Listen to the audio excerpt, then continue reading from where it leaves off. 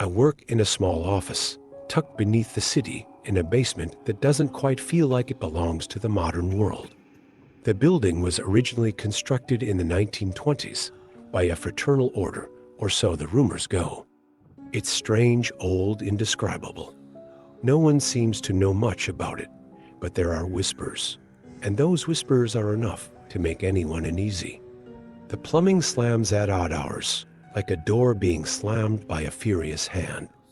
The front door lets out a strange whistle when the wind hits it just right, an eerie reminder that it's not just a building. It's a place with a history no one ever talks about, and no one wants to. The office itself is cramped, dark, and a little too isolated. The kind of place where you can almost feel the weight of the years pressing down on you. The stone walls, cold and uninviting, seem to hum with something ancient, as if the foundation itself is aware of the passage of time. The basement floor is concrete, cracked in places where old pipes have settled in for decades. There are stains on the walls, faded marks of something long forgotten. You can almost smell the year's dust, decay, and something else that's harder to place. But in a strange way, it's also a comfortable solitude. A place where you can work in peace, at least, during the day. But when night falls, the atmosphere changes. The noises that go unnoticed in the daylight hours become more pronounced, sharper. The shadows stretch across the walls, deepening, darkening, until they almost seem to move. The air thickens, growing heavier. It becomes harder to breathe, like a presence is trying to squeeze the very air from your lungs. I've often wondered if it's just my mind playing tricks, perhaps the anxiety of working in such a peculiar space. But the feeling never quite disappears, no matter how long I've been there. I'm not often there late, but deadlines have a way of making you stay in the office at night. The hours are long, especially when you're working on something critical. The place is small enough that you can see the whole office from my desk in the back room, where I usually settle in for the night. It's a cramped, windowless space. The only entrance is a narrow staircase that leads up to the main floor. The basement windows are small, barely big enough for anything larger than a raccoon to squeeze through. I've gotten used to it. The odd noises, the strange creaks and groans of the old pipes. On most nights, the sounds don't bother me. The pipes will groan, the wind will whistle, and everything will be just as it always is. But that night was different. It started with the usual sounds. The whistling wind pushing through the cracks in the door. The groaning of the plumbing as water shifted in the pipes. I'd been there alone for hours, deep into a project, the glow of the screen, the only source of light in the dim basement.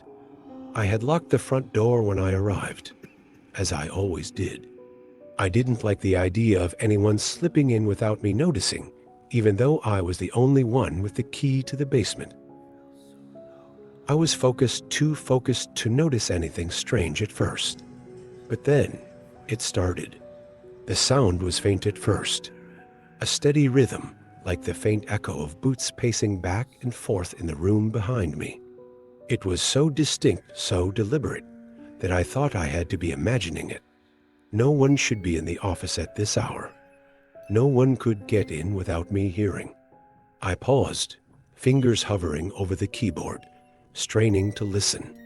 The sound continued. Step, pause, step, pause. It was coming from the basement where I was the only one working, where the locked door should have kept anyone from entering. I stood up slowly, my heart pounding in my chest, listening intently. The sound didn't stop. Whoever it was, if it was someone, was pacing in the room behind me. My mind raced. There was no way anyone could have gotten in without me noticing. I'd locked the door. I checked it. The footsteps were unmistakable. Boots. Heavy. Each step resounded on the concrete floor, echoing in the silence of the basement. But there was no one there. I walked to the back of the room, my pulse quickening, my breath shallow. The door leading to the rest of the office was still locked. I had checked it when I arrived, and I had heard nothing unusual after that. The only way out was through that door, and it hadn't opened.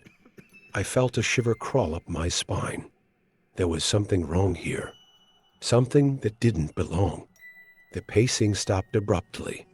Just stopped. And then there was silence.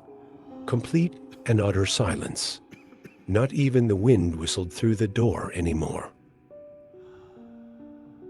I stood frozen, my back pressed to the wall, trying to make sense of it. Was it the pipes? The plumbing had its quirks, sure, but this felt different. Too distinct. Too purposeful. I took a cautious step forward, heart racing, and then the door creaked. The front door, the one I had locked. It opened. I froze. Slowly, I turned around, my mind racing, trying to understand what was happening. The door to the office was wide open, and I hadn't heard it swing. It wasn't supposed to be open. I had locked it, made sure of it. I felt the temperature drop in the room. The air, once warm, was now cold unnaturally so. I could see my breath in the faint light of the computer screen. That's when I heard it again. The pacing. But this time, it was closer. Step. Step. Step. The sound echoed in the stillness. Closer and closer, until it was just behind me. I didn't dare turn around. I knew that whatever was pacing behind me couldn't be human. The rhythm, the sound of the steps was off, like they were something. It was just so wrong. Something that wasn't supposed to be here. Without thinking, I bolted for the door. I needed to get out quick, but as I reached for the handle, I heard something that made my blood run cold. A voice. Low, raspy, almost like a whisper. But at the same time, it wasn't. It demanded, it commanded me. Don't move. I didn't look back. I couldn't. I screwed the voice and burst the hell out of the basement, ran up the stairs, and into the cold night air. I didn't stop running until I was away from the building, as far as I could push my body, trembling, gasping for breath. The next morning, I returned to the office. The door was unlocked, just as I had left it when I ran. The office was empty, silent. The air felt thick, as though something had been there, waiting. I checked the front door, locked as it always was. I checked the back office door, still locked from the inside. Nothing was out of place. But something felt wrong, deeply wrong, as if the office was holding its breath, waiting for something to happen. I stayed for a few hours, just long enough to complete a few more tasks, but every creak of the pipes, every whisper of wind outside made my skin crawl. The noises were more pronounced now, sharper, as if the walls were closing in on me. As I sat at my desk, I found myself glancing nervously at the locked door leading to the rest of the building. The shadows from the corner of the room seemed to stretch longer, darker, until they almost seemed to move. The air felt thick again, suffocating in a way I couldn't explain. The tapping of boots, so faint, I could almost convince myself I was imagining it, echoed from the back of the office. I flinched. The pacing had started again, but this time, it wasn't just in my head. The steps were slow, deliberate, heavy. They came closer, closer, until they were right outside the door. I stood, too afraid to move, too afraid to breathe. The sound of the boots, the pacing, stopped suddenly. Then, a knock. A slow, deliberate knock on the door. My blood ran cold. I didn't move. I couldn't. Then the door unlocked itself. The door creaked open, but no one was there.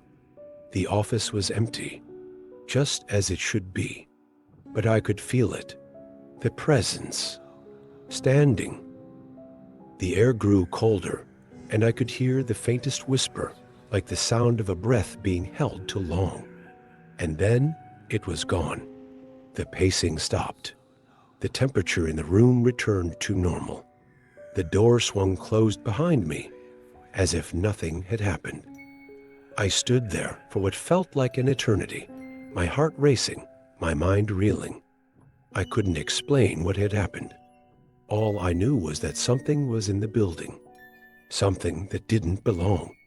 I didn't go back to work that night. I couldn't. The thought of returning to that basement, to that room, was unbearable. The presence was too real. The pacing, the whispering, the cold, it was as if the office was alive, and whatever was down there, whatever had been pacing in the dark, was waiting for me to come back. The next morning, I did the only thing I could think of. I went to the landlord demanding answers. When I brought it up, his face paled. He shifted uncomfortably behind his desk, clearly hesitant to speak.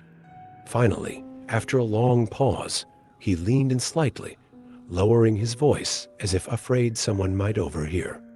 "Look, I don't know all the details," he said, glancing nervously around. "But there's old talk about this place. Some say it was built by a secret society, back in the 20s, tied to all sorts of dark rituals. Nothing concrete, of course. Just stories. Rumors." He paused, his eyes darting toward the door, as if to make sure no one else could hear. "They say a man, maybe even several, died down there a long time ago. A ritual gone wrong. But after that, some kind of presence started haunting the basement. At night, people would hear the sound of boots, heavy, deliberate boots echoing through the halls, always pacing, always waiting. But no one would ever see the source. Just the boots. Always the boots." The landlord looked shaken, his hands trembling slightly as he gripped the edge of his desk. "I've never asked too many questions. I don't want to know what's really down there. Some things are better left alone."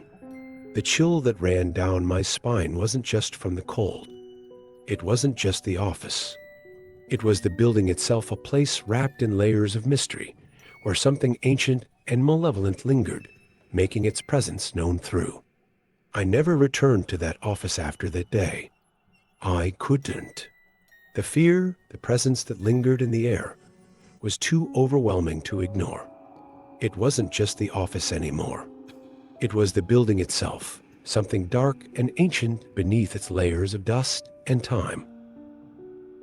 I didn't quit immediately, though. At first, I tried to continue my work from home, attempting to push through the lingering dread that had settled over me. I told myself it was just a phase, that maybe it was all in my head, a stress-induced hallucination. But every time I tried to focus on my work, the images of that empty office, the sound of those pacing boots, crept into my thoughts. I couldn't shake it.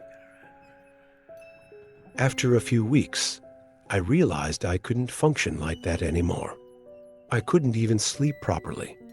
I was haunted by dreams of dark hallways, of footsteps echoing in the emptiness, of a door slowly creaking open, only to reveal nothing but shadow. I gave up on that job entirely. I couldn't return to the office, and I certainly couldn't continue working remotely. It wasn't just the building, it was the memories that came with it, the whispering voice, the feeling of being watched. I knew I couldn't keep pretending it wasn't real. I moved to another city, hoping that distance would erase the lingering chill that had taken root in my bones. I found a new job in a small marketing firm, a more modern office with windows and sunlight, the hum of technology more comforting than the cold silence I had left behind. I kept to myself, keeping my head down, not daring to mention my past to anyone. But even now, in this new place, I feel like I can't escape it. Every now and then, late at night, I always can hear the faintest sounds before sleep took over me. I can't shake the feeling that I've only left the office physically, because until now, I can still have the feeling that something is still watching, waiting.